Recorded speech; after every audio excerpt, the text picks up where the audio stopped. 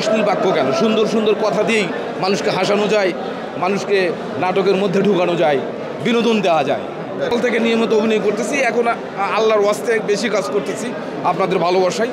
তো আমি কোনো অশ্লীল নাটক দেখি নাই বা আমি অভিনয় করি নাই, তবে নাটকে কিছু অশ্লীল বাক্য আমি ব্যবহৃত হতে দেখেছি। এটাও দৃষ্টিকটু, এটা যেন না হয়, এটার আমি পক্ষে কোনোদিন ছিলাম না। আমার দীপ্ত চ্যানেলে একটা যাচ্ছে, এখানে আমি খল চরিত্রে অ্যাক্টিং করতেছি, দেনা পাওনা।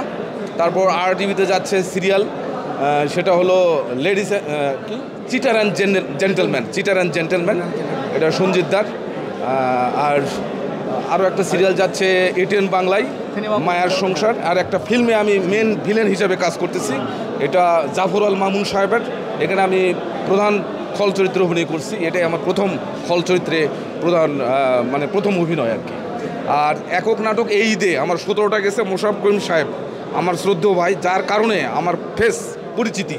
মোশাররফ ভাইয়ের সাথে আমি সাগর জাহানের কাজ করেছিলাম প্রথমে, এভারেজ আসলাম, আপনারা দেখে থাকবেন। ওই নাটকটা করার পর থেকে দর্শক আমাকে চেনেছেন। তো যাই হোক, সাগর ভাইকে আমি আমি আমি আমি শ্রদ্ধা সালাম জানাই।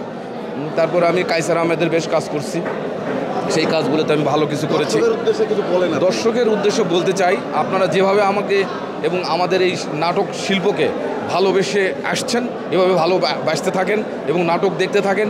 আমি তো মনে করি যে পৃথিবী সৃষ্টির পর বাংলাদেশ নাটকে এতটা জনপ্রিয়তা কখনো পায়নি, বা এত নাটকের বা অভিনয় করার সুযোগ কখনো আসে নাই। এত মাধ্যম, এত নাটক করার সুযোগ আমরা পাইতেছি। সুতরাং ভালো ভালো কাজ আমরা করব, আপনারাও ভালো ভালো কাজ পাবেন আশা করি।